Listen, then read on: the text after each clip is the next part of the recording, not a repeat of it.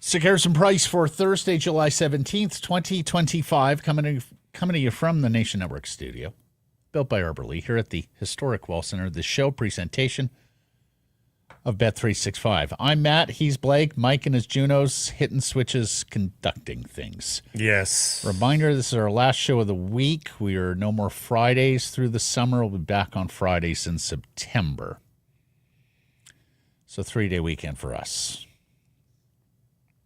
And we're playing golf for the second straight day, and we may have to ride together for a second straight day, and frankly, I don't like that dynamic. We don't need to ride together. No, I think I'm going to mention to our dear friend Walter Kosman of the Vancouver Canadians, I have to ride with him or you have to ride with him. We need space. Yeah. Honestly, you spend this much time with someone, professionally, socially, it's good to get a little break. Yeah. The Whistler Golf Club poll question today. Who plays more games this season? Victor Mancini, Tom Willander. You can vote at the Sekeres and Price X and YouTube channels. And here's the thing. I got to say, I was really taken aback when I heard Tom Strantz say the Canucks' plan is for Willander to begin the season with the big club. Because to me, what you did last year, and I guess what you did this year in signing Pierre-Olivier Joseph, a mostly NHL player over the last few years and a veteran, was all set up to let Willander get his professional footing in the American Hockey League in Abbotsford. Let him marinate or maybe even over-marinate. That's the point of depth. You don't have to rush. Exactly. So I voted Mancini. He's older. He's more experienced. I can see a head coach like Adam Foote really loving the tools there and wanting to work hands-on with him as opposed to dispatching him to the AHL group. Not that they have done a poor job at development, anything but, frankly, in the last year. But for me, Willander is forcing the issue unless he is head and shoulders better than Mancini, Joseph, and frankly, either Elias Pettersson or Derek Forbert, Blake. Because I can even see a world where Mancini and Willander start in the AHL. You keep 7 defensemen. Joseph's your 7th. You got Forbert and DPD on the 3rd pair. And until an injury strikes, that's your group. And the thing is, that's a really good group. Like, that is an upper echelon defense corps in the National Hockey League to go with the upper echelon goaltending, which we'll get to as we delve further into the schedule. What says you? I would love for Tom Willander to be like Chris Tanev. Like, you have no business being this good this early, yada, yada. Like, be a great storied author. But let's face it, that doesn't happen very often, even for ballyhooed first-round prospects. Like, that is a tough thing to do in your first year of pro, remember. He's not been marinating in the AHL. He's going to make the college jump at a relatively young age.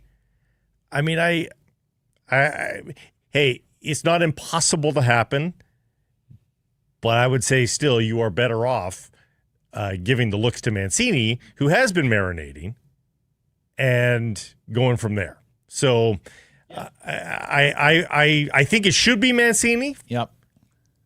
And, it might ultimately be Willander by the end of the season, but I still think if you're just giving me games played as the barometer, I still think the better bet is Mancini. And look, it's not that I don't believe in Willander.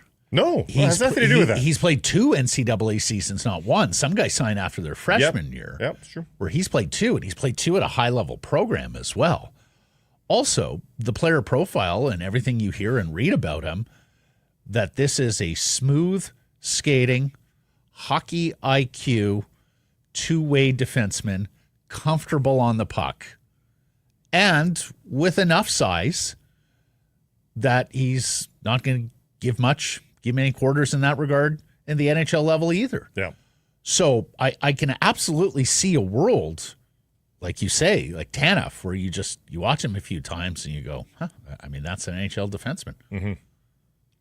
And that's why they drafted him, by the way. Like, he's not an electric offensive point getter, right? They drafted him because he's projecting to be a reliable two-way NHL defenseman. A minute muncher. He wasn't going to be Quinn Hughes. No one suggested that. He wasn't going to be an electrifying power play quarterback. That's not... So, like, of all the profiles of defensemen, I guess he does fit that bill as a guy that maybe might be able to do it earlier rather than later. But again, it's just, do you need to? Mm-hmm. I'm not sure you need to. I don't think you need to either. The Whistler Golf Club is a fantastic course. If you have never played it, we very much encourage that you get on up and do so. Arnold Palmer designed, and frankly, one of the charming things about the Whistler Golf Club for me, and we'll be up there next week with our friend Chris Manson, is just how much they have preserved the legacy of the king, Arnold Palmer, around there, including naming their bar after him. Palmer's Gallery Bar and Grill overlooking the 18th green, home of Whistler's Best Burger, awesome local beer available. They're taking bookings for any time during the 2025 season right now online, so get yours locked in. Plus, if you have a group of 12 or more, tell them about your group, whistlergolf.com/groups. A lot of resort courses are pretty to look at, but they're not very playable. This isn't easy. I'm not saying it's easy. No, it'll test you. But but it's fair. It's fair. It's a fair course. Yes, absolutely. Our top story today brought to you by Yellow Dog Brewing, Neighborhood Brewing, Foolish Winery. The new collective bargaining agreement may well deliver hometown advantages for the Canucks when it comes to re-signing Quinn Hughes. The new deal, according to a memorandum of understanding between the NHL and the PA, begins on September 16th, 2026, so a year from this September, and limits contract lengths to 7 years for Indigenous free agents, 6 years if you're signing someone from another team. What that means is that come July 1st next year, July 1st, 2026, the Vancouver Canucks can offer Quinn Hughes an 8-year deal, a full 2 more years than he could get on the open market if he plays it out to unrestricted free agency in the summer of 2027. Now, when you do the math on that, thinking Hughes is going to be somewhere between 12 and 15 million a season, I think, with the cap jumps coming, that means they can offer him somewhere between 25 and 30 million more guaranteed dollars than a team signing him in unrestricted free agency. The new CBA also limits signing bonuses, front-loaded contracts, meaning the Canucks, by taking advantage of the current rules in place, again, before September 16th, 2026, the Canucks could give Quinn more upfront money than he could make by signing with another team. That has value too, not just because you get the money sooner, which everybody loves, but because when you get money like that, it makes you money, right? If properly invested. Mm-hmm. So it's 25 to 30 million more guaranteed dollars, plus it's the upfront money, which can go out and make you more on top of that 25 to 30. Now, this isn't quite set in stone. Daniel Wagner of Vancouver is Awesome did a piece on this yesterday, including contacting Bill Daly, the NHL deputy commissioner, whose quote was, "That hasn't been finally determined yet. We still are planning to sit down with the union to discuss implementation details, and that meeting has not transpired yet. But it has been put in a memorandum of understanding. So everybody at the moment, unless there is a change, proceeding on the basis of the new CBA kicking in September 16th, 2026. And these revelations come at a time when the Canucks need some good news, particularly concerning Quinn Hughes. You've got people around the league openly proposing trades with the New Jersey Devils, since Jim Rutherford talked about Quinn wanting to play with his brothers back in April, or just plain predicting that he's going to sign in Jersey to play with his brothers Jack and Luke in 2 years' time. Bottom line here, Blake, is what this MOU, Memorandum of Understanding, and new CBA rules coming into effect September 16th, 2026 means is that New Jersey can't slow play this as much as we had previously thought before this CBA, because they cannot offer the financial package that Vancouver can between next July 1st and September 15th, 2026. So again, to recap, this doesn't mean that he necessarily signs and stays in Vancouver. It can mean that. The flip side of that is he knows that he can sign for more money here in Vancouver. So it makes way more sense for him to at least have that contract there. And at the same time, the New Jersey Devils might want to say, well, it's better for him to sign that 8-year deal with us. We should trade for him sooner rather than later, and we should offer a very fair deal to make that happen. Yes, I think it increases the urgency for the New Jersey Devils. And, of course, with increased urgency comes better trade offers. That's right. One would think. Or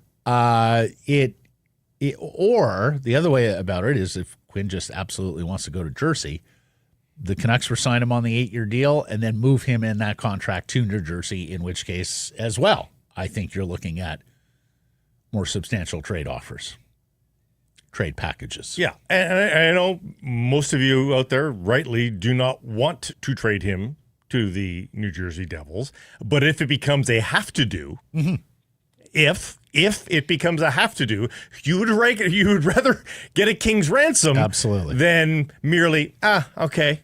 You don't want one of those trades. Let's not bury the lead here. It also increases the chances that Quinn Hughes remains a Vancouver Canuck. Yeah. Period. Full stop. Yeah. Yeah, it might just come down to the fact, okay, I can make more money as a Vancouver Canuck. I'm going to stay in Vancouver. Way more money. Canuck. Way more money. Yeah. It becomes a lot more complicated. He knows that.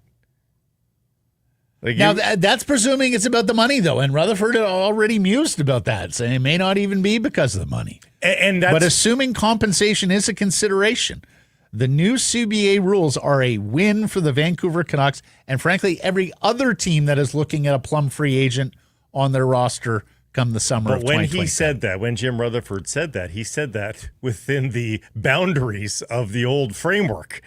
Now the framework has changed, and the scope of how much different the money is a lot more. So when you're talking about the usual boundaries, the incumbent team can offer this. Yeah, it may not come down to money. The Sam Bennett deals, the Brad Marchand deals, it didn't come down to money. There was more money available elsewhere. But this is different. Upwards of $30 million in difference depending on what he gets as an AAV. That is more than just money doesn't matter. That's what the agent calling you every hour going, are you serious, man? Do you know what you're giving up by like the agent would have none of that.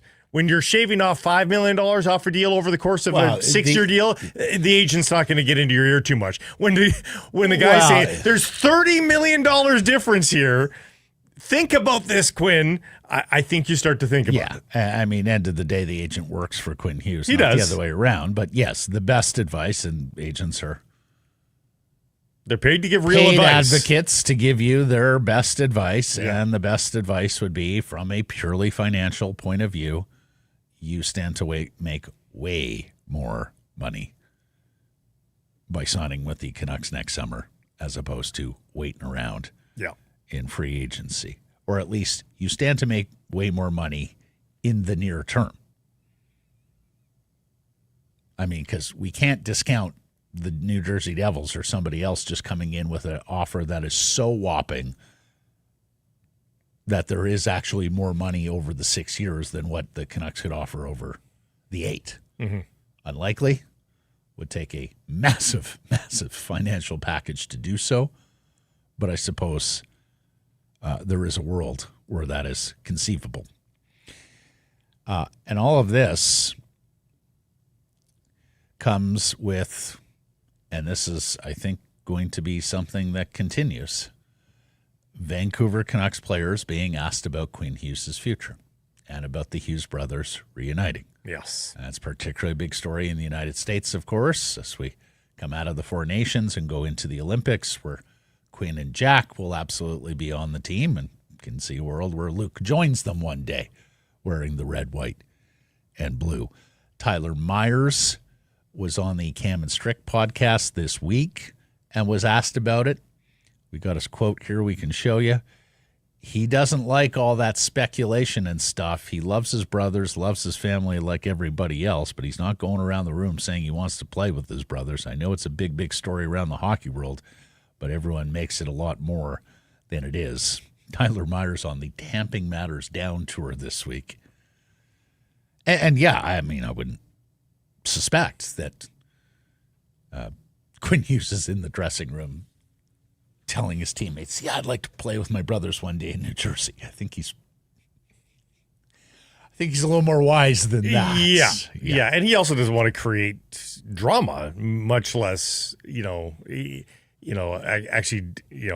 turn his back on his current team. Like he's no, of course doubly. He just doesn't want the noise. So what he's thinking and feeling are two different things, and saying are two different things. But and let's just get clear: who is responsible for the noise? Jim Rutherford. Right.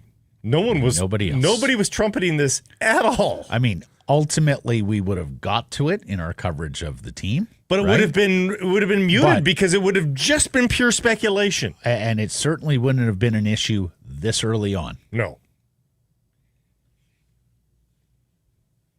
He gave it to us. Mm-hmm. That's on a silver platter. That's all that we could do with it. Just like Yellow Dog. All we can do is drink their beer. They're giving it to us. Neighborhoods released the Pop Quiz American Pale Ale. It's the ultimate collab cram sesh between Neighborhood Brewing and Old Schoolhouse Brewing. It's bright, crushable, full of hop-forward answers to all your taste bud questions. Bursting with citrus, hint of pine, and a smooth, easy finish. It's study break approved. The Pop Quiz American Pale Ale. More on the Vancouver Canucks schedule released yesterday by the club and the National Hockey League. So 22 of the first 39 games are on the road, just 17 home games before January. So bottom line, those 2 8-game homestands we talked about, one in January, one in March, you've got to take advantage of those to be in position in April, if you know what I'm talking about. And of course, they have to be better at home than last year's putrid 17-16-8 record. Went back and looked at homestands over the last couple of years for the Vancouver Canucks. They had 2 6-gamers last year. Those were the season long. Went 2-4 and 3-2-1. So a combined 5-6-1. That's not very good. You remember they had a 9-game homestand the previous season. 9. Crazy. And they went 5-3-1 in that homestand. Which I would say is actually not that you're going to say, wow, it's only 5 wins. It becomes a slog at home too. It really does. It becomes a slog. You get really comfortable at home sometimes. So 5-3-1 over a 9-game homestand is not that bad actually. Mm-hmm. Well, what is it? How many? So it's 61% points percentage. Yeah, it's fine. Canucks have 13 sets of 3 games in 4 nights, including 3 sets of 4 games in 6 nights with this condensed schedule. And we talked about yesterday the 13 back-to-backs. When you size up that, it makes more and more sense. And, of course, we knew the condensed schedule was coming with the Olympic break. Didn't necessarily know that an 84-game schedule is coming in 26-27.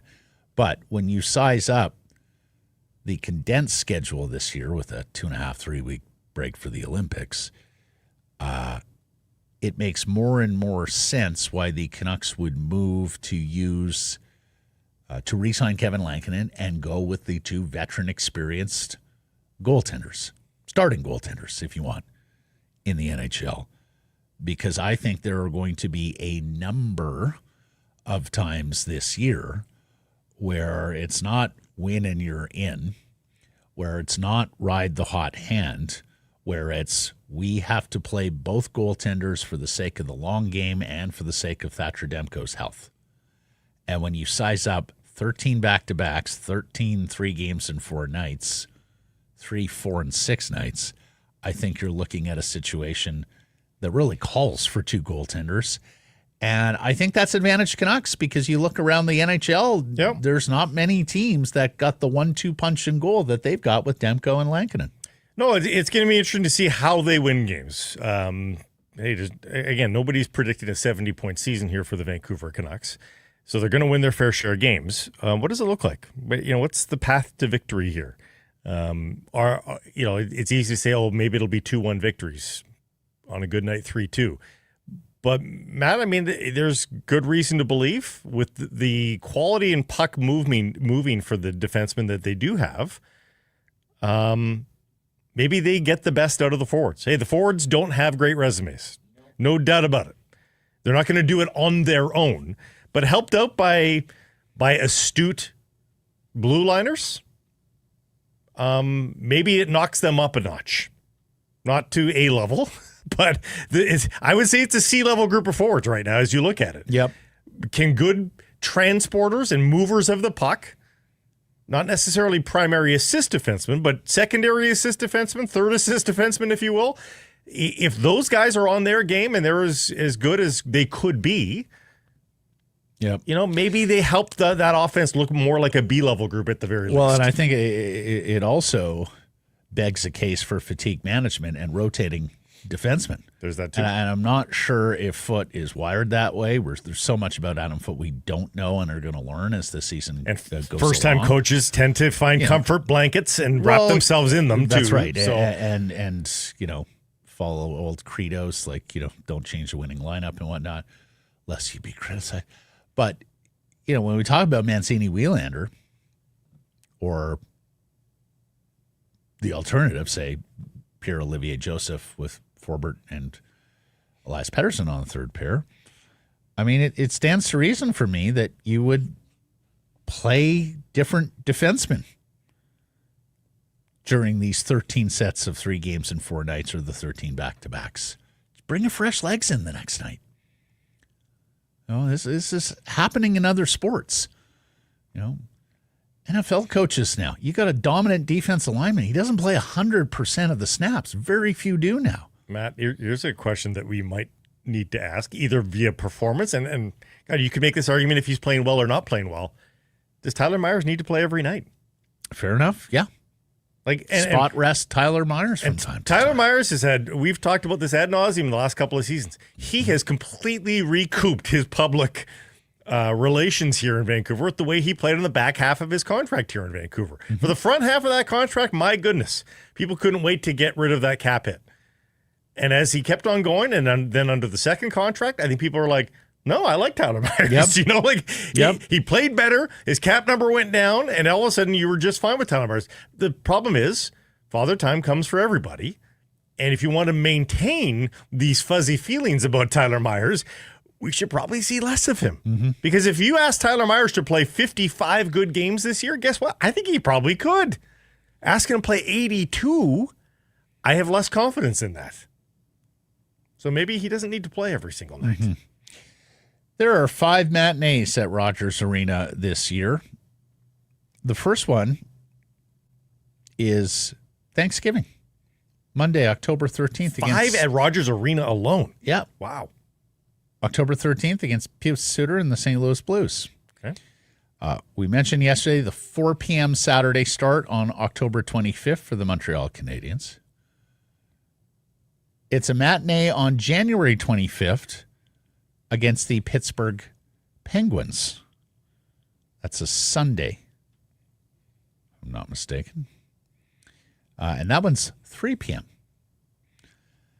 Toronto on January 31st, the perfunctory 4 p.m. And then the last one of the year is April 4th as we get down to the nitty-gritty. And we talked about this yesterday. 6 of the last 9 are on the road, including 4 of the last 5 if the Canucks are tight in a playoff chase. Saturday, April 4th at 4 p.m. against the Utah Mammoth. Then there's this on start times. We got the tweet here from Sean Shapiro. The league's full push to uniform 7 p.m. local starts is pretty close to complete. This season, there will be 843 games starting at 7 p.m. locally, with just 109 starting at 7:30. There are some teams that prefer the 7:30 starts. Mainly for traffic reasons. In the case of the Los Angeles Kings, it's for people getting to the arena. In the case of the San Jose Sharks over the years, it's been said as, well, they know the San Jose airport closes quickly or early, so that causes a travel complication for the opponent. Sometimes means they have to stay in San Jose, so gamesmanship or competitiveness, whatever you want to call it. They've moved to 7, though. I'm looking at right now. They've moved to 7. There are only 2 7:30 starts for the Vancouver. We bemoaned some of those last year because it's a long time to wait around for a puck drop. It's terrible for kids and old people. 7:30 starts on January 2nd here at Rogers Arena versus Seattle. That's the only one here. And then April 9th, they're at LA with the 7:30 puck drop. The other thing is 2 9:30 a.m. Sunday games on the road. 2 of them. Love those. Especially when they're in the dead of winter and it's raining outside. Get up, have my coffee, sit down and watch some hockey. Breakfast in bed with hockey. The other interesting early start, and this is again one of those good bits of news in the schedule for them. They've got back-to-backs against the Sharks and Kings out on the road on Thanksgiving weekend. American Thanksgiving weekend. And it's a 1 o'clock in San Jose. It's on the Thursday? On the Friday, on the long weekend. And it's 7 p.m. on the Saturday. So you're thinking, oh, it's back-to-backs. Yeah, but they're into San Jose. They're back into L.A. At 7 p.m. the night before. Well, a little later than that, but yes. Like, it's nothing. No, they'd be in there by 7 p.m. They'd be on the plane by 4. No, you're like 2 hours onto the plane after the end of the game. Not in San Jose. It's so quick. You're right there. It's 10 minutes away. Okay. You ask Murph. He'll set you straight. And then there's this from Ben Lipka of the Abbotsford News. Good news here, too, on the schedule side. The Abbotsford Canucks only have 7 days this season where they have conflicting home dates with the Vancouver Canucks. They had 16 last year. Poor Abbotsford. I mean, it's hard enough to sell tickets to AHL hockey, but when you've got 16 conflicts with the parent club just down the highway playing at home? Oh, so they're home conflicts. Yeah. Okay. Home conflicts. Yeah. Yes. Ben says he was told they wanted to get that number down this year, and they got it. Well done. From Ryan Johnson and the crew with the Abbotsford Canucks to schedule better dates for their home games. On the player personnel side in this NHL offseason, that was supposed to be crazy, right? And as we sit here on July 17th, awfully quiet. Nick Kyprios reports Nazem Kadri, we mentioned this earlier in the week after he did that podcast interview, would accept a deal to Toronto and Montreal, waive his no-move clause. He pretty much laid that bare in the podcast. And Frank Saravelli is now saying that if a Marco Rossi trade was going to happen, it would have been made by now. So he now expects Rossi back to Minnesota on a bridge deal. And I think that's the way this is looking unless somebody meets Bill Guerin's price, and I'll hand it to Guerin. I thought he would cave at some point. So far, he hasn't. But Rossi could not cave as well. Like, Rossi has to sign on the dotted line here, too. That's fair, but Rossi wants to play hockey this year, and as we get closer to December, and there's a December date for RFAs where if you're not signed, you don't get to participate that year. Yeah, and there was a game of chicken there for the start of camp, for the start of the season as well. Like, if Rossi wants to hold his ground, I would be surprised. But you never know. You never when it gets in a player's head. The leverage there is on the Wild side, is on Guerin's side. I mean, it is. Rossi's not going to sit a season out, so he has no end game.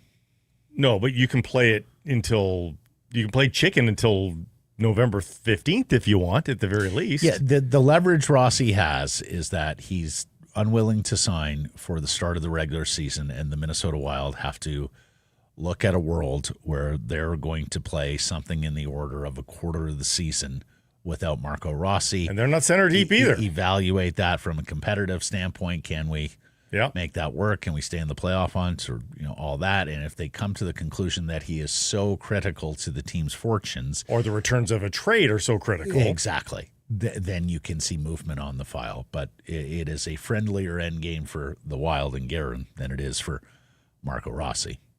I mean, Willie Nylander did this several years ago with the Leafs. Yeah. And when the December deadline came around, Willie Nylander signed and was at Toronto Maple Leafs. So I suspect the same would happen with Rossi if it gets anywhere. And you get your money in the end, but the downside is you rarely have a good season when you get past opening night. Yeah, I mean, you missed training camp, preseason. Nylander did not have a good season. Yeah, drop in 20 games in, whatever it is. That's difficult. And then I want to get to this. Lucas Dostal, the Anaheim keeper, who was an RFA, re-signs today. It's a 5-year deal at $6.5 million per with the Ducks. And I saw you tweeted about this. And Mike, if we can bring up Blake's tweet, you think this makes the Demko extension look even better? Yeah, this is an RFA goalie, which should be suppressing value. This is a promise. This is not a. Well, it was RFA with ARB rights too, though. This is not This is not a goalie debate of is he a good goalie or not. I think people think he's projecting to be a good goalie, and he is just 25 years of age. But all of that speaks to either a shorter term deal because he's so young, or a suppressed dollar value because he's ultimately an RFA. He cannot shop his wares. He can't, but he's got ARB rights, and teams do their utmost to avoid arbitration these days. But also, Blake, teams are also quicker now to lock up ascending assets. This is an ascending asset. He's been a terrific goaltender for them. But he knocked John Gibson from the starters. Well, then extend him, Matt. Then why not? Then why not a max deal? No, but why not a max deal? Well, like if you want to do that, they are making an in between contract here. It's neither a bridge nor is it a long term deal. Well, and maybe that was what they had to do because Dostal wanted to be free in a couple of years or wanted to sign the bridge, knowing that the cap's going up and that he stands to make more money at the end of the bridge. AFP had this a year shorter and a $1.3 million per year lower. Wow. And so for a guy like Thatcher Demko, who, and remember, goalies last longer in their prime, who was 29 years of age, in the short term, in the last 2 years, if you just want to match the 2 years as a starter, better numbers than Dostal, more wins than Dostal, and of course, longer term, you guys got a bigger sample size that Demko's an elite goalie. With a career save percentage of .910 versus the career save percentage as a starter, just a career save percentage of .902 for Dostal, you're getting way better value at just a smidge more with less risk in terms of injury and anything at just 3 years for Demko. So I think given the injury risk of Demko, this still makes his contract look very palatable for the next 3 years. No problem with this deal. Yeah.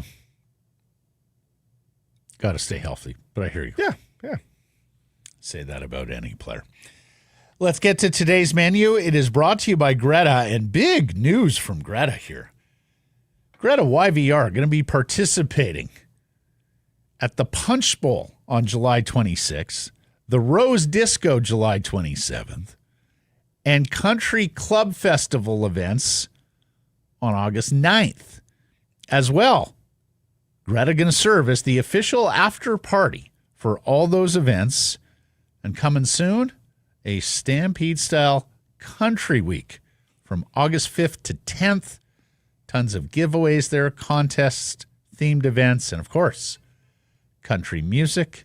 As we've been telling you, if you're planning an upcoming party this summer, team building event, family reunion, whatever the case may be, Greta is a fantastic venue for your event. Check them out at gretabar.com. That's 50 West Cordova. Let the games begin. We're going to talk to Rob Williams here of the Daily Hive. the Canucks released ticketing information for this upcoming season. It includes 3-game packs that you can buy. Rob has also done some reporting there about the quarter season tickets that they were phasing out last year, as well as ticket prices from Canucks Sports Entertainment this year. We'll also talk to Rob about all the salient Canucks matters this week. Artur Shilov's, that trade, Quinn Hughes in the CBA, the defense, who's in Abbotsford. So great conversation with Rob today, and Patrick Johnston stopping by as well. And Patrick says, look, this is a very reasonable, manageable schedule. There should be zero complaints here. This is a schedule that should deliver a playoff team. So good conversation with Patrick. And then we look into that fabulous performance from Vancouver Whitecaps FC last night. Oh, my God, were they good. Looked like the team we saw at the beginning of the year, and right in the nick of time, they had started to fade and sag. We were wondering where they lost their mojo. Alas, they are back, baby, and they're heading into San Diego Saturday for another 1-versus-2 showdown in the MLS West. You got the Lions coming up here Saturday against Saskatchewan. Should be a big crowd at BC Place. Vancouver Canadians get at it tomorrow after the All-Star break. Then Open Championship, and a Canadian athlete of big note announcing her retirement. That's all coming up on today's program. Time now for our Bet365 bets of the day. We were both on Open Championship yesterday. So I will fire here. The Lions are 2.5-point favorites Saturday against the Riders. And I like that number when I like the favorite. And I like BC here. Nathan Rourke looked awesome last week. If you were to tell me, crystal balling here, that win in Edmonton was Nathan Rourke recapturing the form that we saw a couple years ago before he went to the NFL, onwards and upwards, the best player in the Canadian Football League, I would not doubt you one iota. Also like the way the defense played last week. They're getting healthier on defense. More on that later in the show. So give me BC, and I'll lay the 2.5 points Saturday against the Riders. Calgary into Winnipeg to take on the Blue Bombers. That is the 4-1 West Division leading Calgary Stampeders. Part of me wants to say, since when do we value the Winnipeg Blue Bombers so little all of a sudden? Because it's just a 3.5-point spread. I'm not going to bet on the spread here. But at 4-1, you have to say, when are you going to give the Stamps some credit for what they've done? Yeah. And as a dog right now, albeit on the road, at plus 155 on the money line, that's pretty large for a division-leading team who still have not lost on the road. I think there's still some Winnipeg legacy involved in that line, and I think some Calgary nouveau riche involved in that line. But I hear what you're... But so you got to make a courage of conviction bet here of like who's real and who's still real, who's new real. It won't be the mortgage, but the money line at plus 155, not bad. Should never be the mortgage. No, should never be the mortgage. A presentation of Bet365. Whatever your bet, it's never ordinary at Bet365. Download the app, get in on the game, use code NATION when doing so. Must be 19 or older. Please play responsibly. Rob Williams coming up next.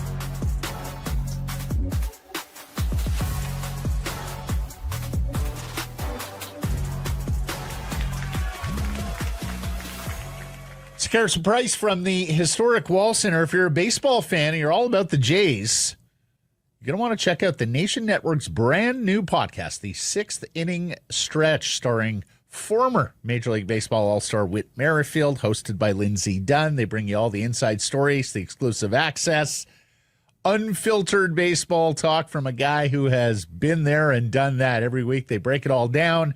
Nothing's off limits when these two are behind the mic. New episodes drop Wednesdays. Be sure to follow, like, subscribe. The 6th Inning Stretch, wherever you get your podcasts, or catch full episodes, Blue Jays Nation YouTube, the Blue Jays Nation YouTube channel. Here's Rob Williams, the national sports editor of the Daily Hive and its Offside Sports vertical. Rob, the hockey guy on the X platform. How are you?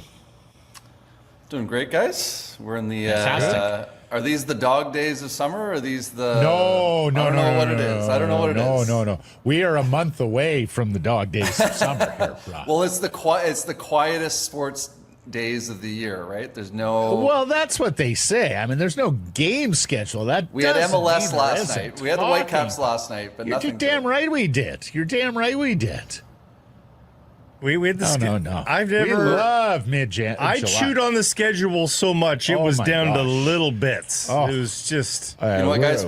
We're on day 2 of dissecting the schedule, Rob. What are you talking about? Plenty to talk about. We can talk about Canucks 365 days of the year, and I'm here for it. So we always talk a proper hockey market. We always talk fan perspective with you, and 2 8-game homestands. We were talking about what fans think of that. 2 8-game. One of them, Rob, that it is no extended breaks in it. It is day on, day off. Literally every second night. For 8 games. Presence is required at Rogers Arena. You tell me, as a guy who once had at least a piece of a season's ticket, what do you make of that? That's why he had a piece, not the full thing. If you have full season tickets, you're devoting the next 2.5 weeks of your life to the Canucks.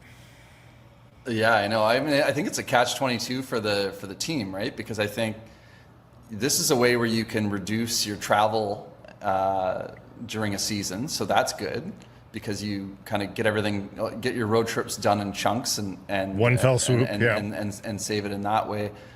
But I do think there's the problem for the team is we've seen it in the past is you get a little stale, you get a little comfortable at home, and you can see teams kind of have momentum go in the wrong direction. And then reporters are asking players questions like, "Is it just going to be good to get on the road?" After this.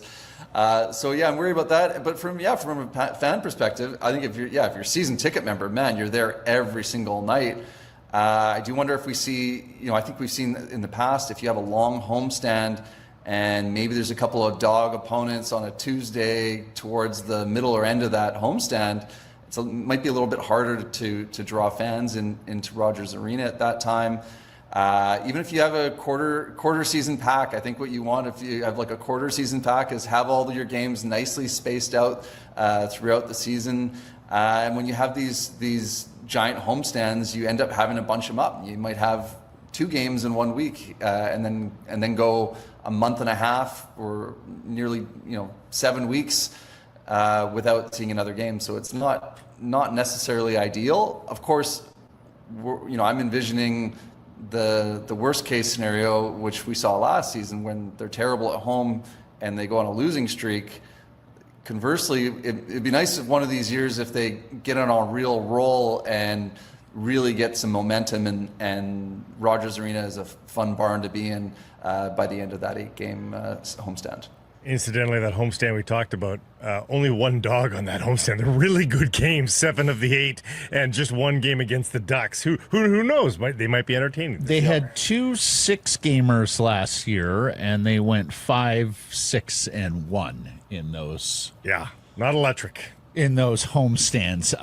More on schedule and games at Rogers Arena, Rob, because I noticed this tweet from the Canucks. They're advertising 3-game 4-packs, and we talked about with you last year they were getting rid of the quarter season tickets, but you have done some reporting on this, sir. So why don't you let us know what you've learned about mini packs, if we can use that as a catch-all term. Yeah, so they're 3-game packs. So they have 4 options. It raised my eyebrow because I was like, wait, is this like a new thing? Because I don't ever recall that in the past. certainly not like right when they announced the schedule advertising these packs.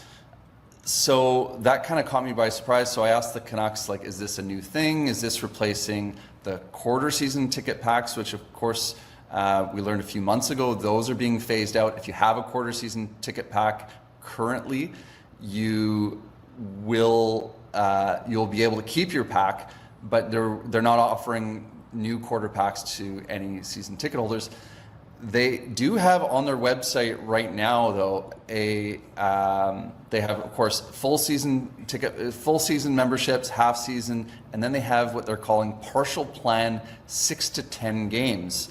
Those still are not being offered yet. Apparently, those are going to be offered after they see who signs up for all of these other membership options. So those will, I think the idea is they're going to look at, this is me reading into it, they're going to look at what games have not been sold and then start piecing together 6 to 10 game packs that you can then buy after the fact. Yeah. Mike, I sent you, let's bring this up, these 3 game packs that they're selling. First one is Edmonton, Colorado, Calgary. So, I mean, I'll give them credit. There's a couple, McDavid and McKinnon. Like, you can buy that pack and see McDavid and McKinnon. Then the next one is it's the original 6, if you will. It's the Rangers, it's the Blackhawks, and it's the Bruins. So it's the JT Miller return game, and it's Connor Bedard. So I can see how that would be appealing to certain fans. Winnipeg, Utah, Dallas. I'm not sure if there's a theme there. And then Columbus, the Islanders, and the Hurricanes. So just to be clear, that's Columbus on a Saturday, not a Tuesday night. To be clear, those are different prices. You're not paying the same for Edmonton, Colorado, Calgary as you are for CBJ, New York, and Carolina. It's $100 difference in totality. I've got $65 difference. Well, it depends maybe on the price point. I'm talking about the easiest way to get in. It's $450 for the Pack A, the Edmonton, Colorado, Calgary. It's $455 for the New York, Chicago, Boston one. But the cheap one, the not so great one, is $356 starting. So it's $100 difference to get in the door. Mike, do we have that? Can we bring that up? Just because I'd like to show people. There it is. Yeah. So there are the packs for those of you watching on YouTube or in a visual medium. There are the packs, including the dates. And the other thing we should note there is, like, some of those packs, like the first pack is over by mid-November. It's done. Yeah. Whereas others are a little bit more spaced out, and you get games a little more separated throughout the season. Yeah. Go ahead, Rob. Yeah, no, I looked at the prices. You can actually get a little bit cheaper, provided you're willing to sit in the no alcohol section. So if you're good with that, the cheapest price is for that last pack, which is $261. Otherwise, they're all 320 from A, B, C, and D, 326, 331, 317, and 261.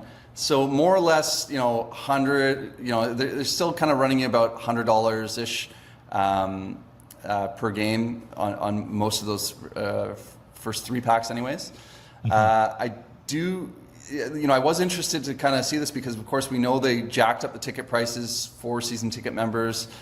People were pretty unhappy, especially after a terrible season and having it happen 2 years in a row. People were pretty upset. So I was interested to know, this a little bit of a clue as to, what prices are going to be like coming up. And of course, we're going to find out, the single game prices when they go on sale on August 7th. We'll be finding that out. To be clear, the no alcohol section, they don't breathalyze, so you could theoretically at the intermission go and pound a beer, right, and then go back to your seats as long as you're not holding them. Yeah, there you go. Mm-hmm. I've sat in that section before. The ushers are on it. Like if you try to, like there's Really? don't try to That's their sneak only it. job. They had one job. Do not try to sneak a beer into that section. Like they always have the veteran ushers are there, Yeah. and they take No a little guff. They take a little walk up and down the aisle, and so yeah. But you can pound it in the intermission for sure. Yes. I love it. Says pardon. Yeah, old Eagle Eyes. You're talking to a guy that once snuck in a Mickey of vodka in a loaf of sourdough in the Arts County Fair at UBC. So, never say it can't be done, Rob. I've done it. And not even an engineering major. No. English lit guy with the Mickey of vodka in the sourdough. That's pretty ingenious, Yeah, actually. I'm sure they were a little bit curious why I was taking an entire loaf of sourdough. sour bread. It was a long concert. Yeah. Get hungry. Make a sandwich. Hey, Rob, we were talking about earlier in the show, this new CBA with the modifications on contract term length and signing bonus. That's pretty appealing for the Vancouver Canucks and trying to get Quinn Hughes re-signed, huh? Seems like it. Yeah. I mean, this is all with the caveat that, as Jim Rutherford said, like it might not come down to money. So if it doesn't come down to money, I don't know what will save it. Like if he just wants to go to New Jersey, I don't know what you do. But that's he's going to have to leave even more money on the table. He's not going to get the 8-year deal from Vancouver. Of course, that goes for all players. If you're going to leave as a free agent, you don't get that. But now you don't even get the 7-year deal with a new team. So he could now sign for 8 seasons, make a boatload of money in Vancouver. I'm sure they'll pretty well let him write the check. Or you get a 6-year deal if you go to New Jersey, if you go elsewhere. So I do think it presents an interesting wrinkle. I think at the very least, it gives an earlier pressure point in negotiations where, for Hughes in some way, it's like, okay, well, what's the rush and actually going to sign a deal? Well, now it's September, mid-September, you're going to want to have that deal done if you want the 8 years. If that's important to you, maybe we get an answer sooner than later, but we might get him. I think the big worry is we get a Matthew Tkachuk situation where he says, I'm not willing to sign more than or I'm not willing to re-sign at all, right? And if he's not willing to re-sign at all, then you have to trade him. It does motivate New Jersey, perhaps, though, right? It does kick them in the pants a little bit, whereas they could have just said, we're going to wait until free agency when we can get him for free. It might motivate them to make an offer to the Vancouver Canucks rather, instead. Not only so they have him for the full 8 years, but knowing that the Vancouver Canucks could be negotiating with him as well. 100%. I mean, I think if you're New Jersey, like you don't want to leave it up to chance either, right? Like okay, Quinn wants to play with his brothers. What if they have a magical season in Vancouver and he changes his mind, right? And he goes, well, you know what? Maybe I'll play with. Or he just does the calculus. I played with Jack at the Olympics and that scratched that itch and I'm fine. So there's, I don't think you want to leave too much up to chance if you're New Jersey. But yeah, guys, I don't know. I don't really have a great read on this at all. I mean, some people just think he's definitely gone. I don't know that he's definitely gone. I think a lot depends on next season, of course, but I also think like he's going to want to see an outlook. Like he's going to want to. I think it's not just important that they get results next season. I think it's also important that Tom Willander and DPD and Jonathan Lekaramaki, show really positive signs. Show signs that okay, there is a future here. We've got we're building something that could be pretty good in Vancouver, and if I re-sign here, I'll have a chance to win a Stanley Cup. Your take on the Shelovs deal that went down this week? Yeah. Some people were not too happy on social media. I saw. I think that was to be expected. I think the trade result was to be expected, though. I don't think that if you're paying attention to what the goalie market was, if you're paying attention to, Artur Shilov's career, I think his value, I think, was probably inflated amongst some Canucks fans because he obviously took Abbotsford to the Calder Cup and won it and was outstanding in that run. But I think the other part of this is, the part that I think is inflated is his time with the Canucks in the playoffs in 2024. I think some people view that as like this Herculean effort where he was like a star in the playoffs. He had some really nice moments and he was totally unflappable. Like, he did not look like he was nervous. The moment never got too big for him, all of those things. But Evan Bouchard got, he snuck a lot of point shots in on Shilovs in that series against the Oilers. And that was a real problem, last season, where he was just totally unplayable. It was really a bit of a roller coaster last season where he starts the year as the opening night starting goalie, and within a couple months he's unplayable. So it's a complicated situation. I don't think the Canucks are going to get burned by this, but they could. Like, he might turn into a starting goalie in the NHL. I think that's definitely possible. But for people that wanted to keep him, like, what was your solution? Because you could go with Demko and Shilovs. Now you're riding Demko, and if he gets hurt, now you're all on Shilovs. That makes me nervous. Did you want to go Lankin and Shilovs? I mean, they tried that last year. Is Lankinen a bona fide number one? I could see that, but what are you going to get for Demko in a trade? So I think fair. They were it was catch-22. I think they were in a tough spot where they wanted to keep Demko. He's got the highest ceiling of all those guys. If he stays healthy, he's going to be a top 5, top 10 goalie in the NHL. But I don't think you could run in to next season with Demko with his injury history and not have more of a sure thing behind him. And that's why I think that makes sense with Kevin Lankinen. Lastly, Rob, our Whistler Golf Club poll question here today. We're asking, after Thomas Drance reports he believes the Canucks intend to keep Tom Willander on the opening night roster, who do you think is going to play more games? Who do you think is going to have a bigger impact on next season, Victor Mancini or Tom Willander? I mean, if the Canucks are leading Willander, or maybe Willander, you'd think that it would be Mancini, just by virtue of being older, having more pro experience. It would seem to be rushing Willander now into the NHL. I think unless he just knocks your socks off in preseason and in training camp, I think you want to start Willander, start him in Abbotsford.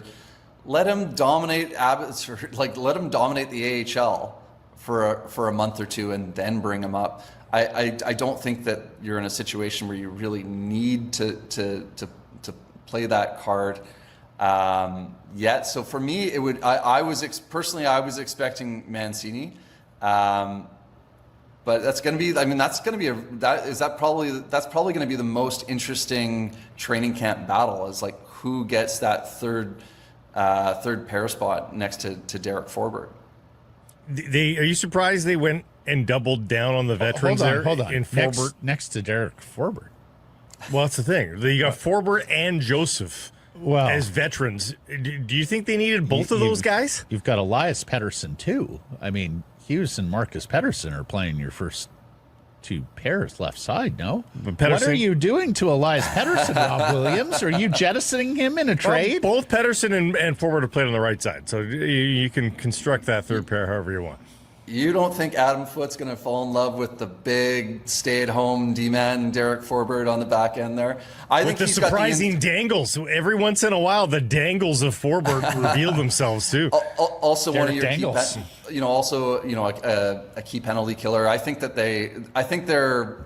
I put it this way. I think their bias heading into the season is going to be to have Forbert on that third pair. I think it'll be good news for the Canucks if they end up with two young guys on that third pair and they can hold it down, and that pushes Forbert into the press box. But that's fully what I expect.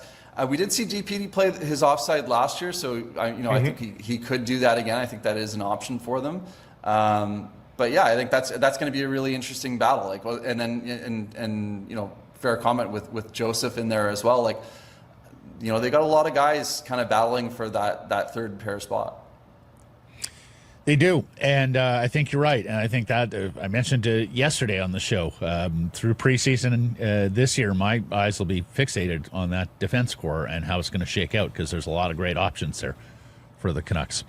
Awesome stuff, Rob. Know you're away next week, so thank you for this. Enjoy your vacay. We'll catch up either later in July or early August. Good stuff. Thanks, guys. Sekeres and Price from the Historic Wall Center. Blake daydreaming, Patrick doing the same. Here's Patrick Johnston of the province and Postmedia. Hi. Hello. Good morning. Hi. How are you? Good afternoon. Countdown might be nice, Exactly. I'm here. I made my technology work. I'm pleased. I'm happy. I have dug deep into the schedule, Patrick, and this strikes me as an infinitely manageable schedule that should produce a 100-point team. Do you concur? I hadn't thought about it in terms of points, but in manageability, absolutely. Like, there is one 6-game road trip. There are 2 5-game road trips, and that's it. Like, this is a team that has been used to going on long, extended journeys. No, it's quite manageable. The way that they have I think all really the long trips are super manageable. Like that first trip, 5-gamer, Dallas, Chicago, Washington, nice sort of steady progression. Obviously going to Dallas is a long haul, but they've got the extra day up to Chicago, Washington, Pittsburgh, Nashville. I mean, you're just going in a circle there. The New York trip that they have in December, I mean, okay, there's a back-to-back between Long Island and Boston, but like the only way you could have made that back-to-back easier would have been in, obviously Manhattan. So like going to Boston or going to Philly, like that trip is just a little circle. And then the 6-gamer, I mean, it's literally like get on a bus. Like Buffalo, Detroit, probably the longest haul, but Toronto, Montreal, Ottawa, Columbus. I mean, those are all nice, short little flights. This is a very, very manageable schedule. And then, of course, there's the huge homestands. Now, let us not forget, this team was terrible at home last year. And that was a huge part of the story of last season, among many, many things in the story.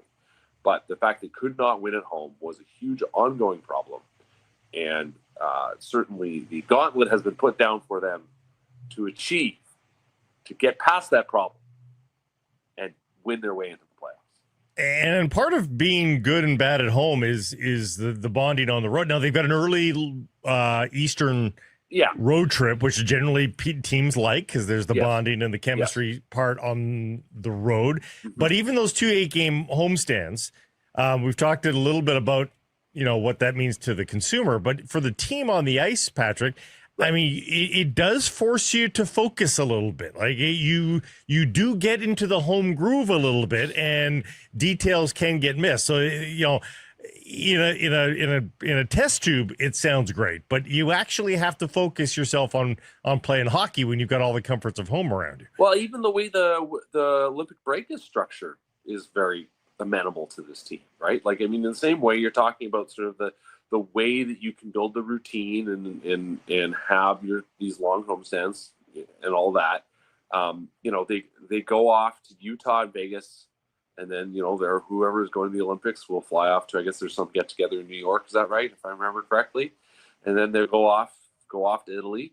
And then they'll come back and they'll have some practice time and they'll play a home game against Winnipeg and then a road game in Seattle and then 2 more home games. Like they're home after the break. Like this is a schedule that sets themselves up in all these ways. Now, obviously, there are at a certain level the rhythms of being at home that if you're home too long, sometimes teams don't like being home too long for that That's reason. Right. Yeah. But really, there should be no excuses here, right? Like this is a team that has been given every opportunity and every sort of favor that you can find in the books. Like I said, the long trips are super manageable. I mean, the thing that caught me was that traditional Florida trip has always usually had a couple extra games thrown in there around it, which has always made it actually pretty tough. And this year it's just they got the standard 2 days going east. They play in Raleigh, then they get a day, then they fly down. They'll fly down to Florida. They play Florida back to back, and then they come home and they have an extra day. Like, there's a lot of home time here. So Blake, you are right. The home routines, I suppose, could be a challenge here, but they do get a lot of it, and that I think really should be to their favor. And that's the easier challenge. Like, I'm not going to build that up. That's worse than traveling a ton. It's not. Yeah. But it's something that does need to be buttoned down, and it's part of being a pro is maintaining the focus that it comes naturally on the road because you got nothing else to do. But you do have to focus when it's that long, 8 straight games. Yeah, that's a long time for sure. Yeah. Well, we'll see.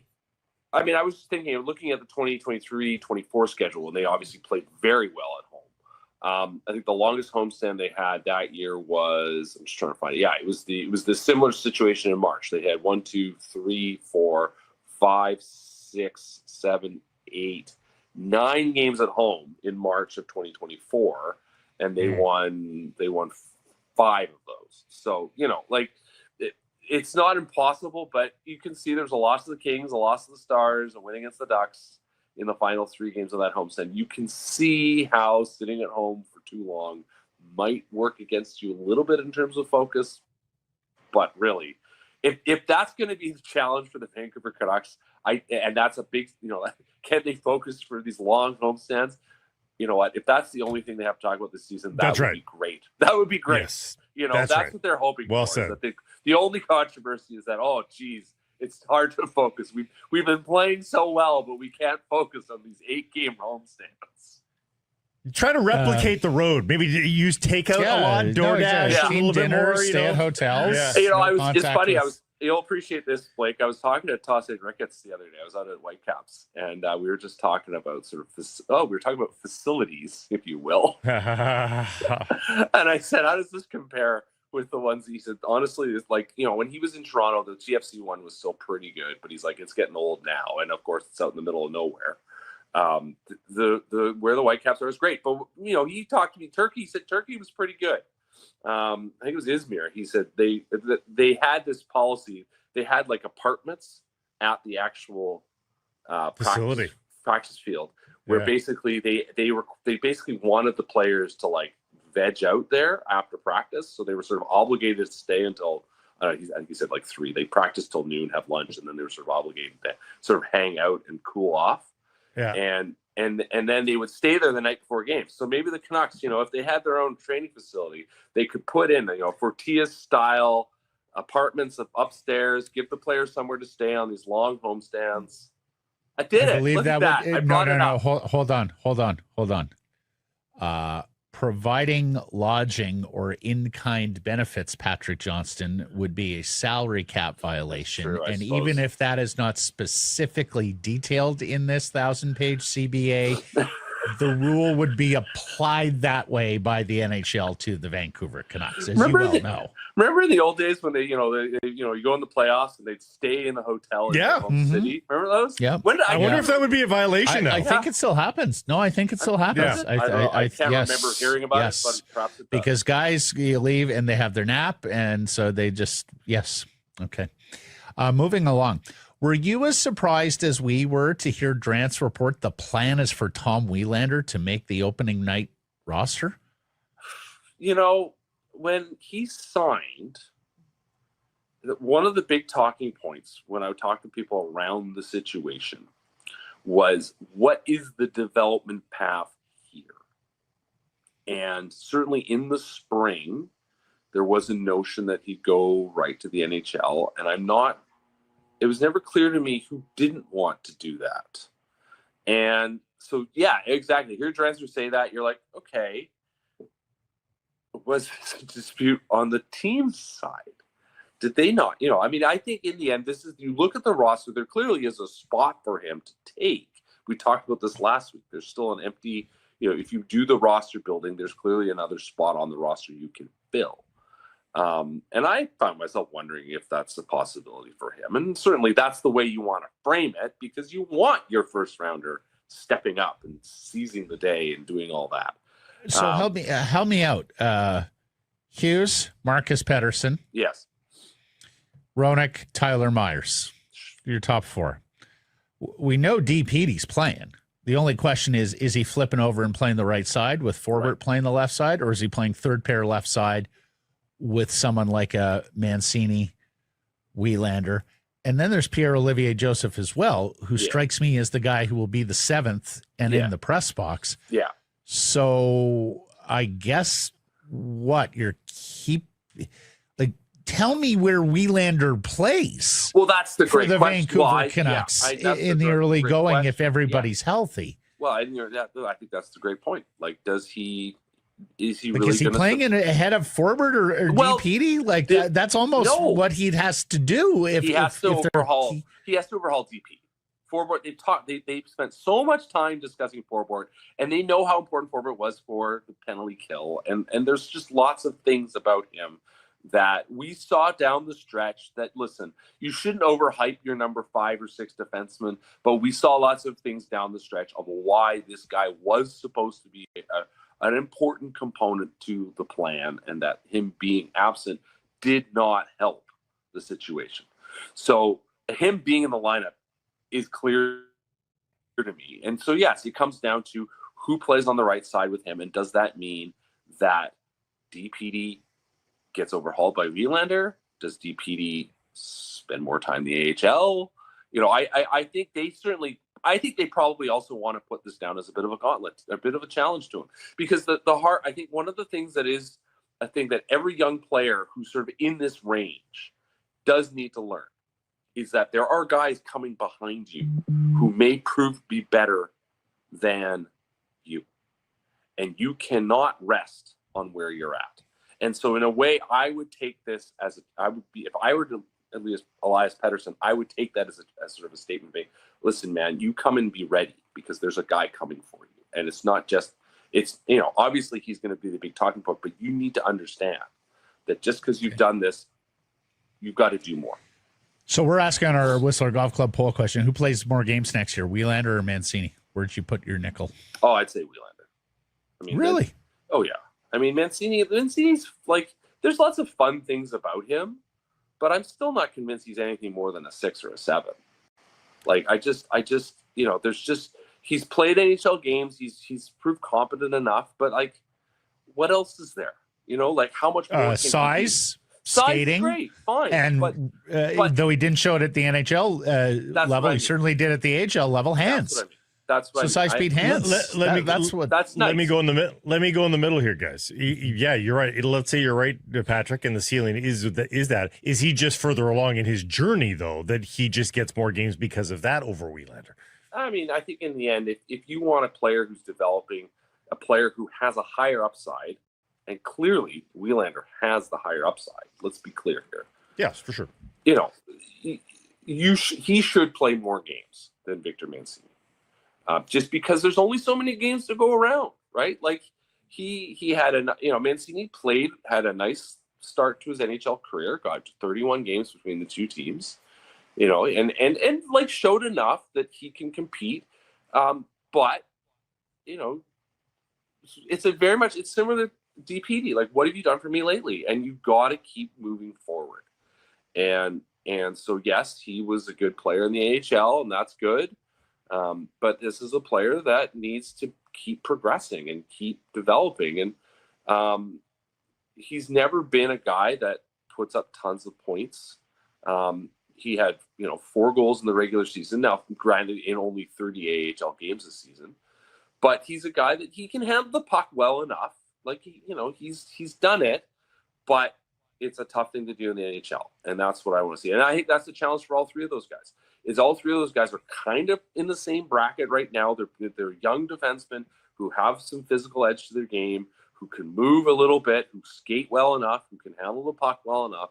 And now it's a case of who can do it the best. And you would expect it should be Willander, given where he was drafted and what that says about his talent.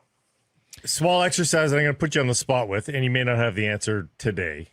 so I apologize for this. Okay. But if we're grading forwards, defense, and goaltenders on a scale of 1 to 10, I'm going to put the Canucks at 8 in both defense and goaltending. Okay.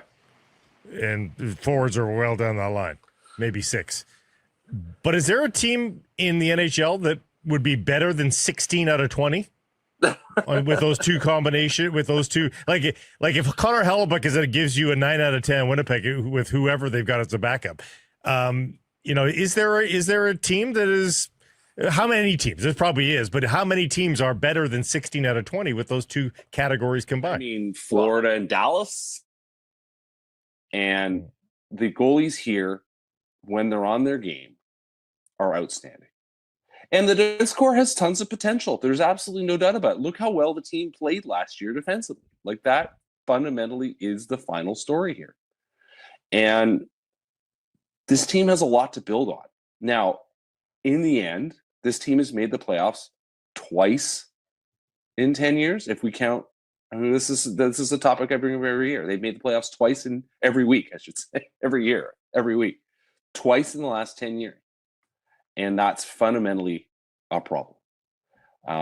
So you can talk about the vibes all you want and the potential all you want and all that. They've got to go out.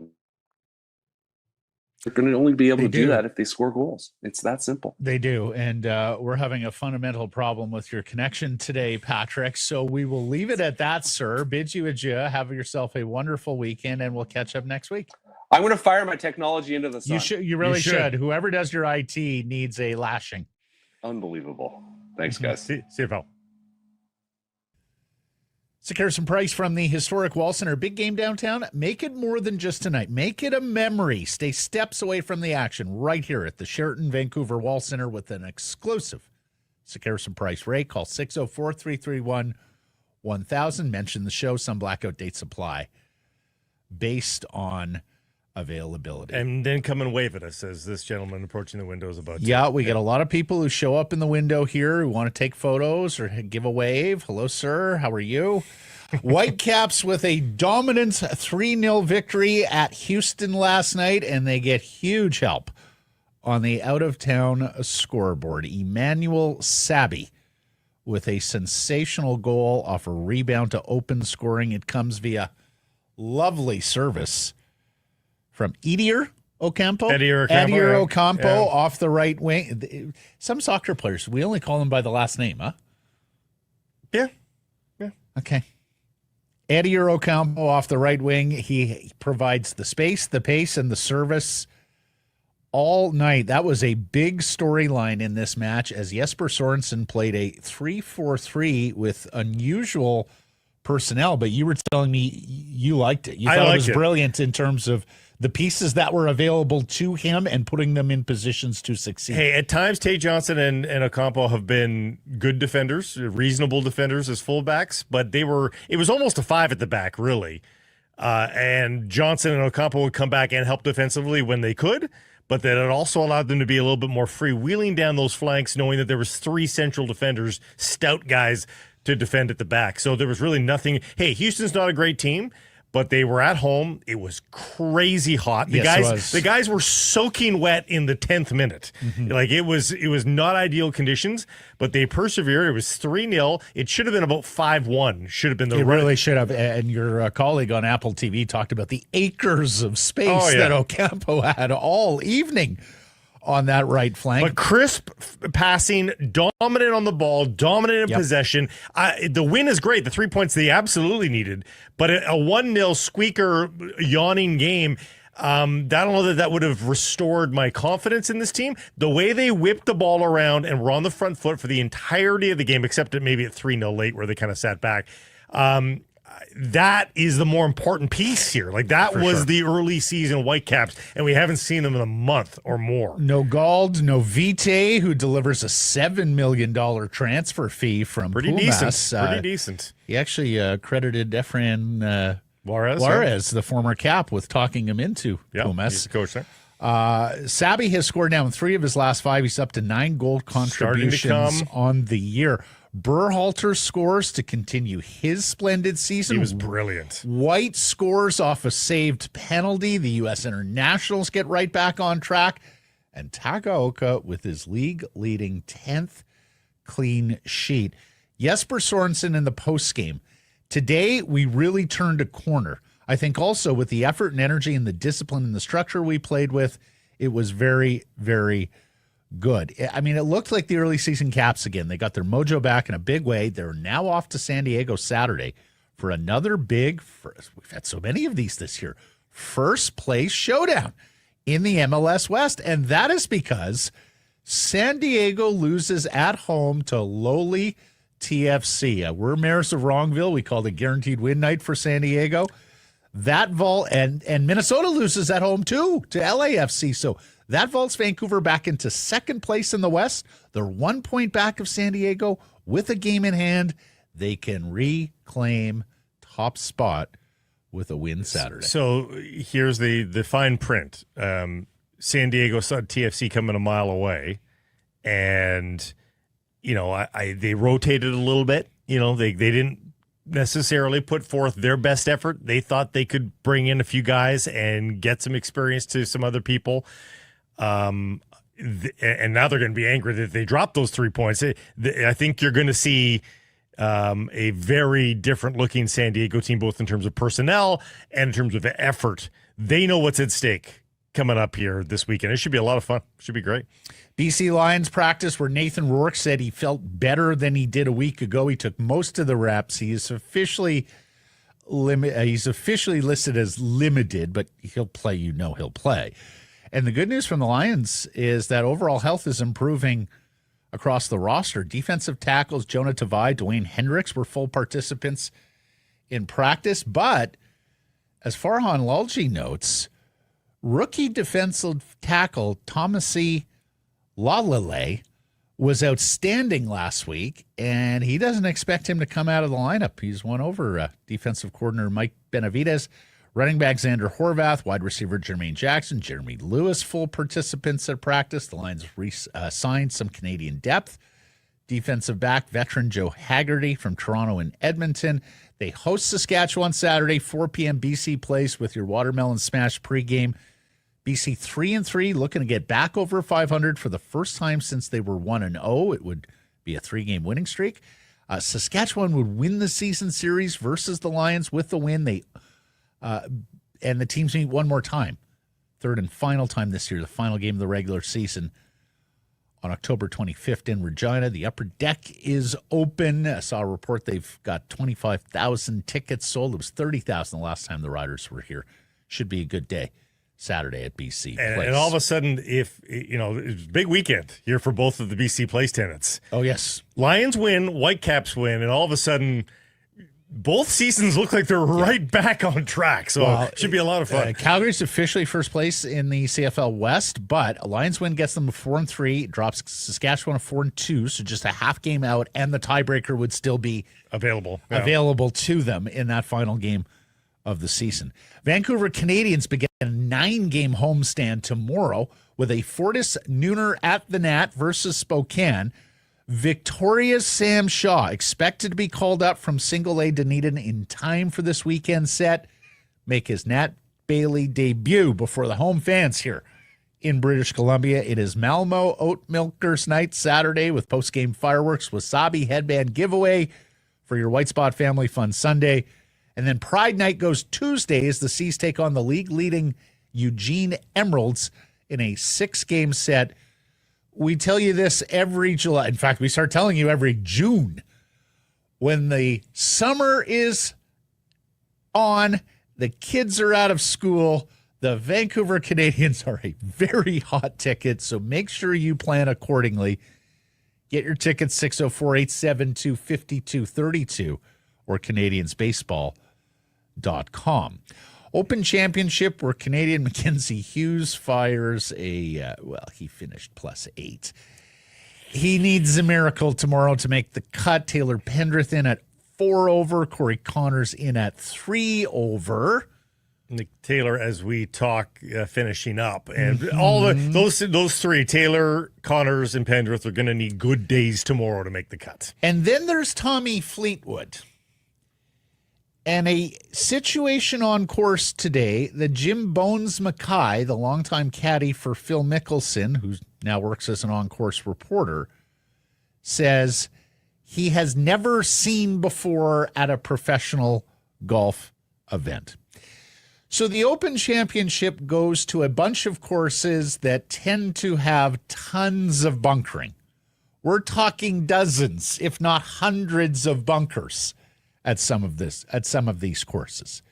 A number of years ago, the Royal and Ancient, which runs the Open Championship, decided to speed up play rather than having caddies rake bunkers once a player is done playing in the bunker. There would be a designated walking bunker raker with every group. And I would volunteer for that. Infinite sense. I would volunteer for that job. You get to be out there on course and just maybe every hole rake once. For sure. Do it. Of course, Blake, that would mean you would have to rake a bunker upon exit. Typically, you're just so angry and self-admonishing, you just walk out of the bunker. I was pretty good at the bunker yesterday. What are you talking about? Anyways, the policy of the walking bunker raker was discontinued for this year. The group in front of Tommy Fleetwood. One of the players found themselves in the bunker. I guess the caddy forgot there's not an official bunker raker anymore. The bunker was left unraked. Fleetwood drove it into the bunker. This is the par 4 fourth. It fell in a footprint. Terrible lie. He makes bogey. If Tommy Fleetwood loses this tournament by a stroke, Blake, we will have one of the all-time gaffes, controversies, asterisks, whatever you want to call it, with the lack of bunker raking. Etiquette. The RNA chief said it's a change for us, but we think it's a good one. Asked to elaborate on why, he said a number of factors. We just think it's a good model for us here at Portrush, so basically a non-answer. Fleetwood, when he got up to the bunker and saw what had transpired, said, for fuck's sakes, man. Fuck. It's a good quote. It's a good quote. Put it on a T-shirt. Blake, a very sad day here for Sekeres and Price. Eugenie Bouchard is set to retire from professional tennis, one of Blake's favorites, at age 31 next month at the National Bank Open in her hometown of Montreal. As one person cracked on X, that means she has 2 professional sets left in her tennis career. One singles title, one doubles title. She helped Canada to victory in the 2023 Billie Jean Cup. We will never forget her 2014 season, where out of nowhere, and remember, this was before the time where Canada had a number of players on both the men's and ladies' side of Grand Slam draws to keep an eye on. I mean, since then, Bianca Andreescu has won a U.S. Open. Leilani Fernandez has gone to a U.S. Open final. We have watched the exploits of Felix Auger-Aliassime and Denis Shapovalov. Of course, Milos Raonic did some damage in his career. But in 2014, there weren't a lot of Canadian singles players who were making big noise. Jeannie came from virtually nowhere to reach the semis of the Australian Open.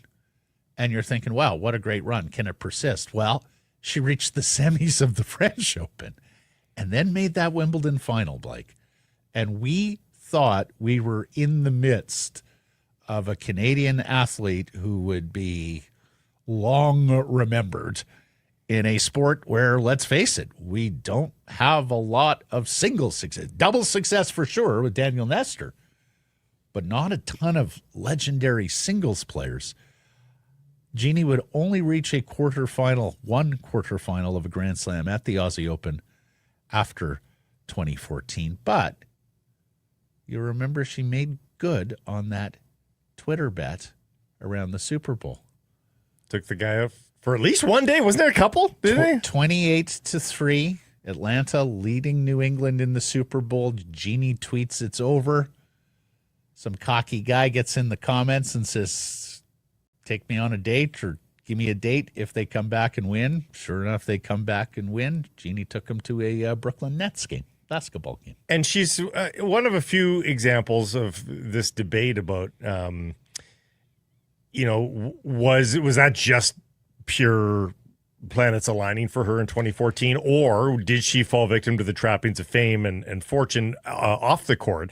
And this really hit its stride with Maria Sharapova back in the day.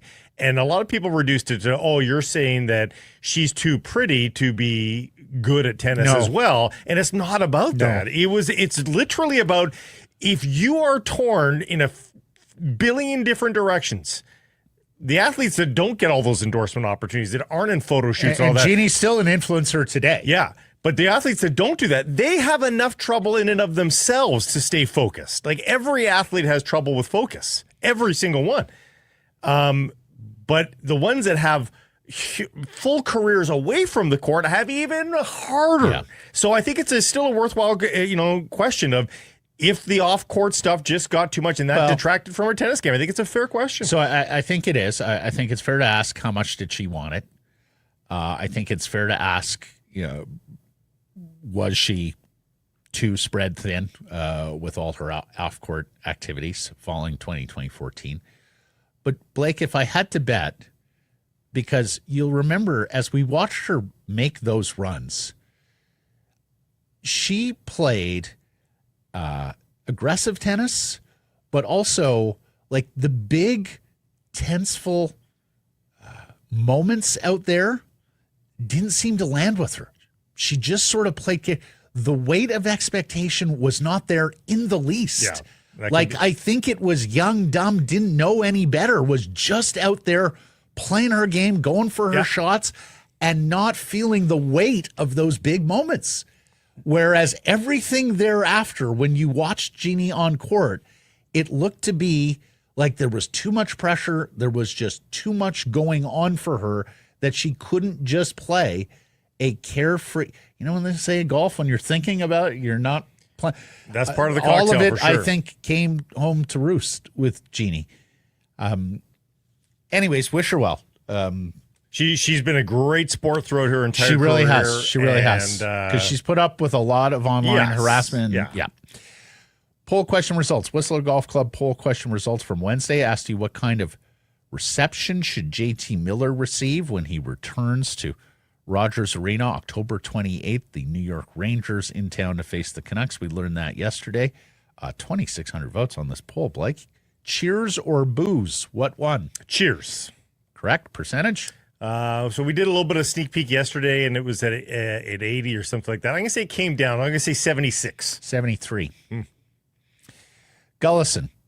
JT Miller lived and bled for the city and team, hence him taking a hometown discount long-term to stay. He called Vancouver home, a 99-point and an over 100-point player. Came up clutch in the playoffs, stuck up for teammates on the ice. He should be saluted. Media chased him out. Can agree with just about everything till that final sentence, Gullison. At some point, you have to get along with coworkers, and you can't physically confront or threaten to physically confront coworkers. JT Miller chased himself out. Ellie says, JT Miller, let's get some chants going. Saw a lot of that. Good to see Ellie in the comments. Riley, if Kessler and even Horvat got booed, then fans should give it to Miller every time he touches the puck. Eric, he quit on the team. Boo him. Malcolm, completely ignoring him would be the best. Fair list of errors and omissions from yesterday's program. Okay. The Canucks did produce a schedule release video. It was with the artist Baby No More. No, Baby No Money. Oh, Baby No Money. Baby No Money. Error and omission within the business of errors and omissions. Who had done a promotional and video. It was gamer themed. He's Baby No Money, who I had no idea did the Whitecaps video, their 50th anniversary, and like their welcome video at BC Place when you came into the stadium for every home game last year. I saw him every day. I did not know that he was an artist. Now I know. Jean Van de Velde made a putt for a triple bogey 7 on the 18th hole at Carnoustie when he had his infamous collapse.